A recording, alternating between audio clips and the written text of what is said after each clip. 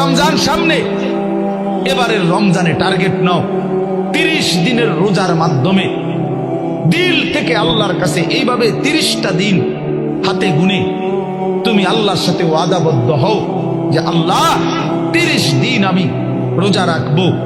এবং যৌন চাহিদা, লজ্জাস্থানের চাহিদা, অশ্লীলতা, বেহায়াপনা, নর্তকী, নাচ গান, উলঙ্গ ছবি দেখা, নারীকে নিয়ে চিন্তা ভাবনা, মেয়েকে নিয়ে অশ্লীল চিন্তা ভাবনা, অবৈধ কোনো প্রেম সম্পর্ক, হারাম কোনো রিলেশন, সব ত্যাগ করে বন্ধু 30টা দিন মনোযোগ দিয়া রোজা রাখো, তারাবি পড়ো, ইফতার করো, সাহরি করো, তাসবিহ পড়ো, তেলাওয়াত করো, কোনো আলেমে দ্বীনের সাথে উঠা বসা করো, ইমাম সাহেবের সাথে সম্পর্ক করো। ইনশাআল্লাহ দেখবা আল্লাহ চাহে তো 30 দিনের মাথায় আল্লাহ বলেন লাআল্লাকুম তাত্তাকুন, আমি আল্লাহ ওয়াদা দিলাম মুমিন তোকে মুত্তাকি বানিয়ে দেব, মুত্তাকি বানিয়ে দেব। আর যদি মুত্তাকি হও তাইলে পুরস্কার কি? উইদ্দাত লিল মুত্তাকিন, আল্লাহ বলছেন জান্নাত বানানোই হয়েছে মুত্তাকিদের জন্য। 30 দিনে মুত্তাকি হবা, 30 দিনে জান্নাতি হবা। ইয়া আইয়ুহাল্লাযীনা আমানু, হে ঈমানওয়ালা, আল্লাহ বলেন জানো ঈমান তোমার পাসপোর্ট, আমি পাসপোর্ট নিলাম 30 দিন আগে। আর আল্লাহ ওয়াদা দিবেন রমজানের চাঁদ উঠলে আমি আল্লাহর কাছে ঈমানের পাসপোর্ট দিবা। ঈমানের পাসপোর্ট আমি জমা নিলাম, 30 দিন অপেক্ষা করবা, 30 দিন আমার হুকুম মাইনা চলবা। 30 দিন পরে ঈদের চাঁদ উঠবে, সেই দিনই তোমার পাসপোর্টের উপরে জান্নাতের ভিসা লাগবে।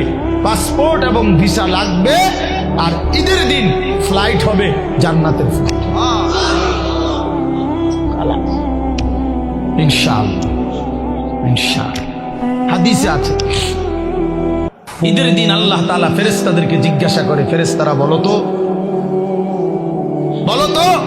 ওই ব্যক্তির প্রতিদান কি হইতে পারে যে তার পরিশ্রম, তার হুকুম, তার মনিবের আদেশ পূর্ণ আদায় করছে, যেই কর্মচারী তার কর্ম ঠিক মতো 100 পালন করছে, তো এখন তার বিনিময় কি হইতে পারে? ফেরেশতাদেরকে আল্লাহ বলবে ঈদের দিন, ফেরেশতারা বলবে মাওলা তো এটার বিনিময়তে এটাই আইন ওয়াফা আজরাহু, তার বিনিময় তাকে পূর্ণ দিবেন, পারিশ্রমিক পূর্ণ দিবেন, কারণ সে তার কর্ম পুরা করছে, অতএব পারিশ্রমিকও তো কি দিতে হবে? পুরা দিবেন, এটাই তো যুক্তির কথা।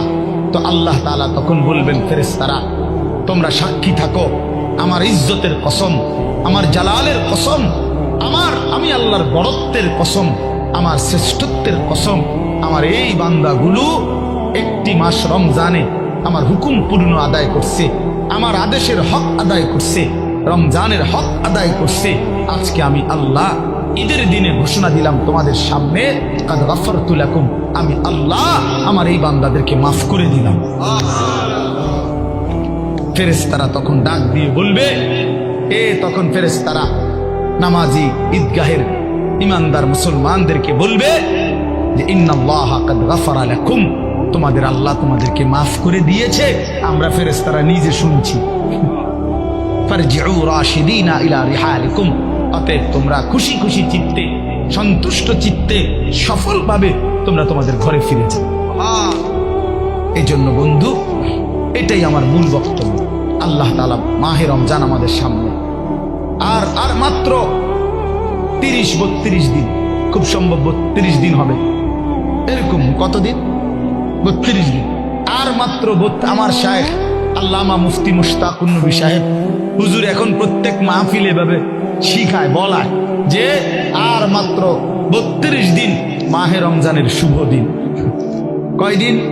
আর মাত্র, বলেন না, মাহে রমজানের শুভ, আর মাত্র 32 দিন রহমত মাগফিরাতের শুভ দিন, আর মাত্র 32 দিন নাজাতের শুভ দিন, আর মাত্র 32 দিন ইফতার সাহারির শুভ দিন, আর মাত্র 32 দিন 20 রাকাত তারাবির শুভ দিন, আর মাত্র 32 দিন মুত্তাকি হওয়ার শুভ দিন, আর মাত্র 32 দিন জান্নাতি হওয়ার শুভ দিন, আর মাত্র 32 দিন লাইলাতুল কদরের মর্যাদা পাওয়ার শুভ দিন।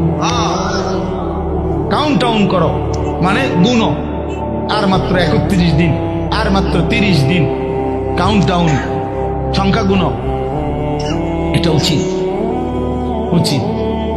নবীনগরের মুরব্বী এখন আসছে,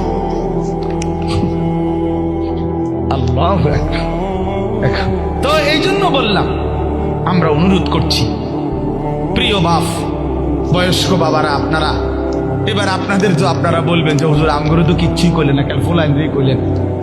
আপনাদের জন্য কথা হলো এটা বাপ, আপনাদের জন্য প্রথম জিম্মাদারি। আমি প্রতিদিন এটা বলি, আপনাদের স্ত্রী সন্তান, আপনাদের ছেলে মেয়ের ইমান আমল আখলাক, বন্ধু আমার, বাপ আমার, এদের এই ইমান আমল আখলাক, এইটার সংশোধন, এটার ফিকির, এটা আপনাদের মূল জিম্মাদারি, এটাই আপনাদের মূল জিম্মা। আপনারা দয়া করে ঘর যদি পুরা শেষ করতে নাও পারেন, কিচ্ছুই তো না, আপনারা যদি সোফা, খাট, পালং, পরিবারের সবটা চাহিদা, মনে করেন 4 রুমে 4টা খাট দরকার, আপনি হয়তো হায়াতে থাকতে 2টা খাট ব্যবস্থা করতে পারছেন, তেমন অসুবিধা হবে না, বাকি দুটোটা হেতে বানাইতে পারবেন। আপনি দেখেন বাবা, হেতে আরো সুন্দর বানাইতে পারেন, যে মকবুল ভাই দায়িত্ব নিচ্ছে।